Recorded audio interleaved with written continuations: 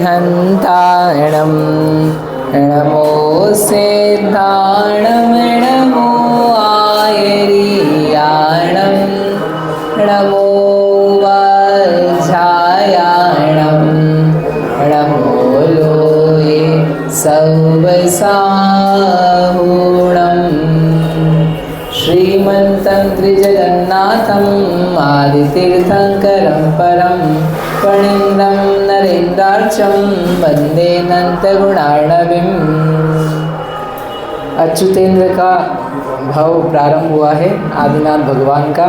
उसमें सारे वैभव को उनके मंत्रियों ने, वहाँ जो देव आए थे उपस्थित परिवार के, उन्होंने बदलाया और वो सब सुन कर के कैसे वैभव सेना का, अंगरक्षकों का, देवताओं का, रानियों का, ये सब सुनाया। इस प्रकार वच सुने महान तत्क्षण उपजो अवधि सुज्ञान। इस प्रकार उनके वचन सुन करके उसका भी अवधि ज्ञान उत्पन्न हुआ, तो उसने अपना सारा वैभव भी जाना और अवधि ज्ञान के द्वारा क्या किया, पूर्व भाव का भी विचार किया कि हम पूर्व भाव में कहाँ थे, कैसे थे, क्या किया था। अवधि ज्ञान समझते क्या होता है? अवधि ज्ञान क्या होता है?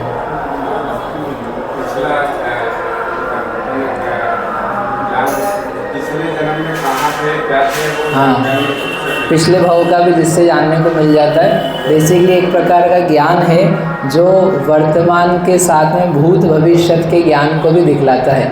उसकी मर्यादा होती है, हर कुछ नहीं दिखला देता, अनंत काल नहीं दिखला देता है, लेकिन जो उसका काल है, किसी का 1 साल का, किसी का 10 साल का, किसी का पल्ले का, किसी का सागरों का, तो जिसका जिस प्रकार का अवधि ज्ञान का काल का प्रमाण है, मर्यादा है, उतने काल में उस क्षेत्र के भीतर जो घटनाएं घटी हैं, होती है, होने वाली है, उनको जो स्पष्ट जान लेता है उससे क्या बोलते हैं?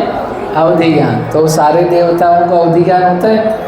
अब किसी को कम, किसी को ज़्यादा, तो इतना है इनको है कि पूर्व भव का जान सकते हैं। अभी हाल ही तो आए हैं तो वो विचार करते हैं। अच्युतेन्द्र पूरव भव सबे धर्मादिक फल चिंतो तबे अहो पूर्व भव मोह कुंवरी काम इंद्रिया तस्कर बुरी। अच्युतेंद्र ने सोचा कि मैं पूर्व भाव में क्या था और क्या चल रहा था वहाँ पर, तो उसने धर्म आदि फल चिंतो, धर्म आदि का फल चिंतन किया हो, धर्म को मैंने प्राप्त किया था। रत्नत्रय रूपी जो धर्म है, सदृष्टि ज्ञान वृत्तानि धर्मम धर्मेश्वरा विदु, जो सम्यक दर्शन ज्ञान चारित्र है उसको ही मैंने किया था।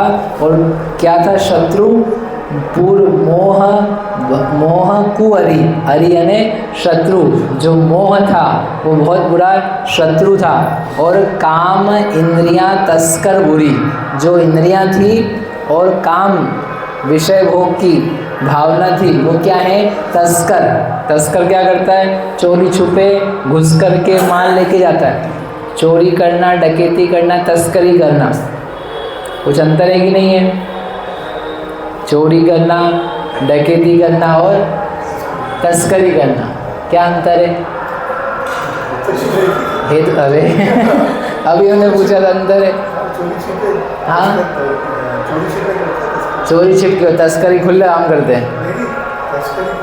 चोरी होती छोटी मोटी जो घरों में हो जाती है उसको बोलते हैं चोरी, ठीक है। डकैती ने डाका ही डाल दिया, दिन दहाड़े डाका डाल दिया कि बिल्कुल छाती में बंदूक रख करके दिन में आकर के क्या कर दी? डकैती। बैंक में डकैती हो गई और रातों रात हुई तो बैंक में चोरी हो गई। समझे? डकैती और चोरी में अंतर। और क्या होती? तस्करी। तस्करी बिल्कुल चोरी छुपे बड़े माल की, जो अलाउड नहीं है उस सामान को इधर उधर करना, उसको बोलते हैं तस्करी। तस्करी चोरी नहीं करवाते हैं, मतलब वो सामान क्या कर रहे हैं इधर उधर, ड्रग्स की तस्करी, बंदूकों की तस्करी, हाँ, चंदन की तस्करी, जो अलाउड नहीं है वो काम किया जा रहा है, तो वो क्या है? तो वो चोरी छुपे घुस करके। तो ऐसे ये इंद्रियां क्या है? जो काम अलाउड नहीं है वो काम कर रही हैं। जो इंद्रियों का विषय भोग सा काम नहीं वो भी उसमें लगी हुई है, तो वो क्या कर रही है? तस्करी कर रही है। इसलिए क्या लिखा उन्होंने? तस्कर। काम इंद्रियां तस्कर बुरी, बहुत बुरी तस्कर है ये घुस करके कुछ तो भी काम कर रही हैं। और रिपु कषाय क्रोधादिक सोय, असी वैराग्य से हनियो जोय, क्रिया संयुक्त सुरत धर सार, चिरलो पाले नियम सुधार। रिपु, रिपु यानी शत्रु है जो, क्या शत्रु है? कषाय। पहले ऊपर मोह था, मोह अरि था, और ये रिपु कषाय क्रोधादि, क्रोध मान माया लोभ ये शत्रु थी, इनको हना। किसके द्वारा हना, किसके द्वारा घाता? असी शत्रु होता है तो उसको तलवार के द्वारा नष्ट किया जाता है। ऐसे हमने भी तलवार हाथ में ली, कौन सी? वैराग्य। असी वैराग्य से हनियो, मैंने वैराग्य के द्वारा उनका नाश किया था। वैराग्य से युक्त थे तो वैराग्य से नाश किया। और अकेला वैराग्य नहीं, वैराग्य के बाद में क्रिया संयुक्त सुव्रत धर सार, क्रियाओं से युक्त अर्थात जो व्रतों का पालन है। ऐसा नहीं वैराग्य तो है और व्रतों के नाम पर जीरो है। मेरे को वैराग्य तो बहुत है भैया, घर में मन नहीं लगता है, संसार में रहना नहीं चाहता हूँ है, और फिर भी लेकिन दुकान तो सुबह 8 से लेकर के रात को 8 बजे तक, आवश्यकता नहीं, लेकिन मेरे को मन नहीं है कुछ भी, लेकिन अब क्या करें, वो ग्राहक आ जाते हैं, ग्राहकों का भला, 30 बच्चों का भला करना पड़ता है कि नहीं? आप 60, 70, 75 के हो जाओगे तब ट्यूशन पढ़ाओगे नहीं पढ़ाओगे? नहीं भैया, मन तो बिल्कुल भी नहीं है, लेकिन अब क्या करें, बच्चे मानते ही नहीं हैं। वो जिन बच्चों को पढ़ाया उनके बच्चे आ गए हैं, सर आपसे ही पढ़ेंगे नहीं तो बच्चों को फेल होने देंगे, स्कूल नहीं भेजेंगे। ऐसे आएंगे कि नहीं आएंगे? तो बातें रीति बनाने की कि मेरा मन तो नहीं है, क्रियाओं से युक्त नहीं है, इसका मतलब वैराग्य ठीक नहीं। तो क्या बढ़िया लिखा उन्होंने कि वैराग्य से युक्त भी हुआ और व्रत संयुक्त भी हुआ, क्योंकि द्रव्य भाव की संगति है। द्रव्यानुसारी चरणम, चरणानुसारी द्रव्यम। तुम्हारा अध्यात्म चरण के साथ में हो, चरण अध्यात्म के साथ, समझ में ही बात? तो ये दोनों का संग हुआ, तो संग हो करके कितना? चिरलो पाले नियम सुधार, मैंने चिरकाल तक क्या किया? नियमों को अच्छी प्रकार से धारण किया, चिरकाल तक, क्योंकि पूरे जीवन भर प्रतिमाओं का पालन किया था और जीवन के अंत समय में संन्यास लिया था। इनके पूर्व में अपने पढ़ा था ना अभी, व्रतों का वर्णन सुन करके व्रत लिए, दीक्षा नहीं ले पाए, अंत समय में दीक्षा ली। तो इतना किया, क्या क्या किया? 12 विध तप कीने घोर, 12 व्रत संजम धर जोर, द्रव्यादिक तज शुभ वृष धरो, ताते इंद्र आय अवतरो। 12 विध तप, 12 प्रकार के तपों को प्राप्त किया। कितने तप? सुने कभी 12 प्रकार के तप, बोले कभी 12 प्रकार के तप, बोलो नहीं। 12 विध तप सुखदाय, अभी पढ़ेंगे अपन उत्तम तप, भगवान को याद दिलाएंगे सब। हाँ, उसमें क्या आता है? क्यों न करे निज शक्ति सम। कितने? 12 सब बोलते हैं, बोलते कि नहीं बोलते हैं? हाँ, अंशनुमोदर वृत्ति परिसंख्या, वही वाले। तो वही तपों को अपन पूजा में 12 होते हैं, 6 बहिरंग होते हैं, 6 अंतरंग होते हैं। ठीक है, अभी तप का वर्णन नहीं कर रहे, लेकिन वो तप जानने लायक है। तो वो तो अच्युतेंद्र विचार कर रहे कि हो मैंने पूर्व भाव में व्रत महाव्रत आदि तो लिया, उसके पहले और उसके बाद में भी 12 प्रकार के तपों को धारण किया। और क्या किया? 12 व्रत संजम धर जोर, 12 व्रतों को मैंने प्राप्त किया था।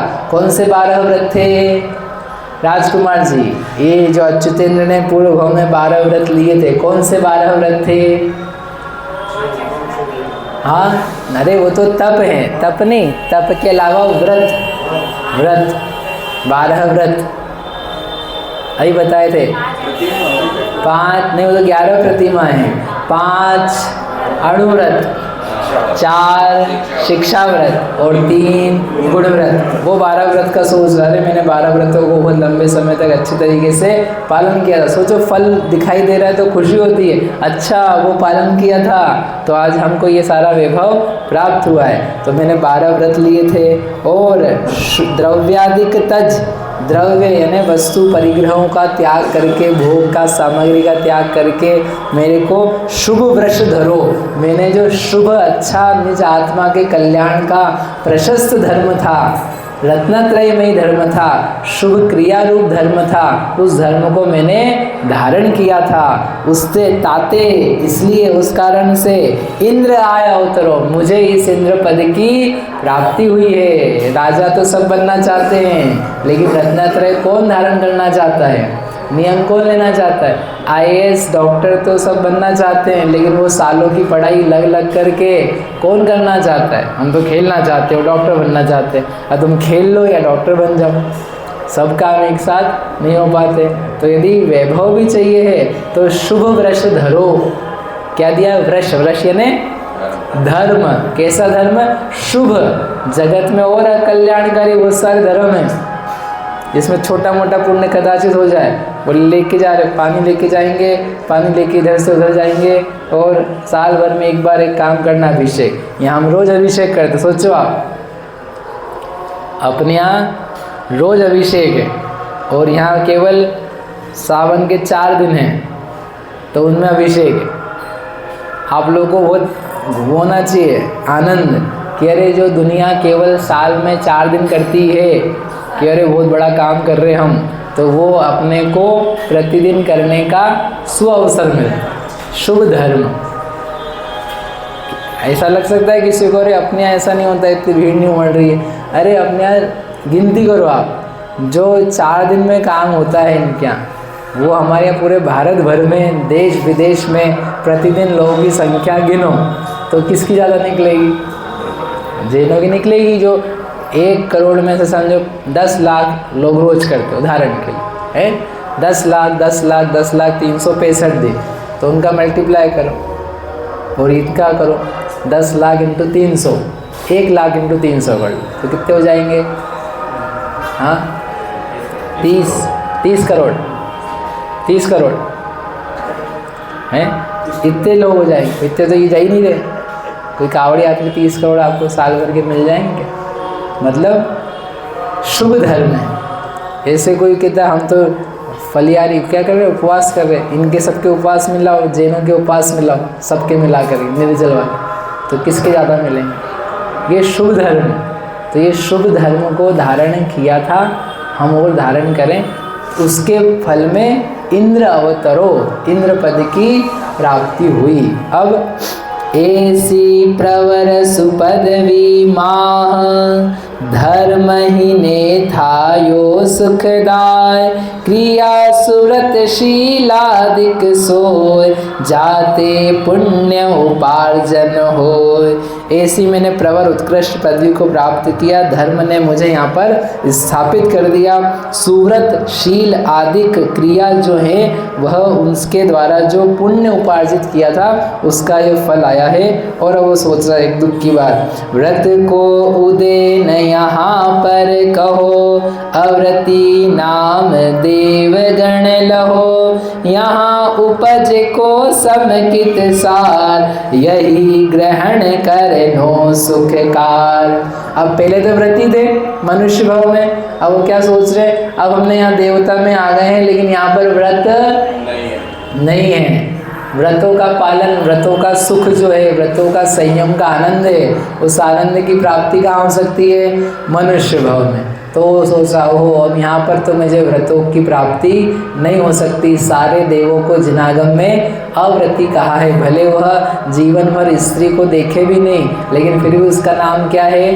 अव्रती। वो कोई ब्रह्मचारी नहीं है, उस संबंधी कषाय का उसके अभाव नहीं है, इसलिए उसका नाम क्या है?